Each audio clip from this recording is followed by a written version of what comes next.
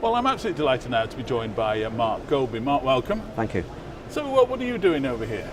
Well, I work for the UK government, and my role is to support security exports. And we've got 10 UK companies who've got really exciting and interesting technologies that they're trying to get into the US and other markets. Why is the IACP an important conference for you to come to? Within my organisation, UK Trade and Investment, we attend a number of events around the world, a lot of them security based.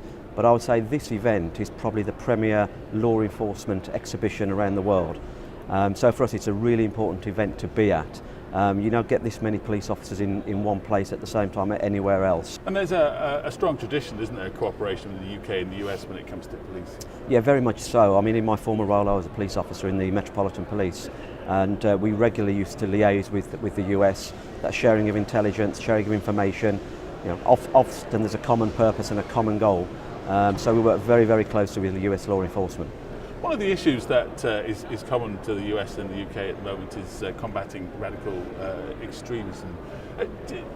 What are some of the ways that the UK forces are actually tackling that at the moment? I mean, that's a really interesting question, and it's obviously clearly very topical.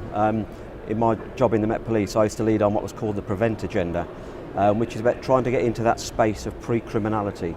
So trying to identify individuals before they go on to commit their acts of terrorism.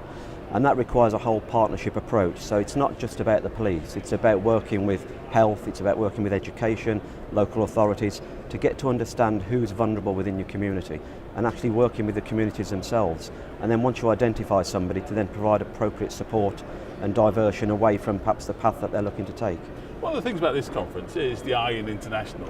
How important is it that so many people can get together and share the sort of experiences that you've just talked about? I think it's absolutely vital. I mean, nowadays, the war on terror takes place everywhere. You can't secure your own borders and think it's something that happens overseas.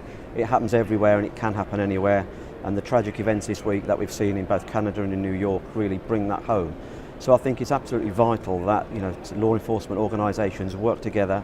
They share information, they share intelligence, they share their experiences, so that together everybody can work and actually build safer communities. Mark, thank you ever so much indeed for joining us. We appreciate it. Thank you very much. It's a pleasure.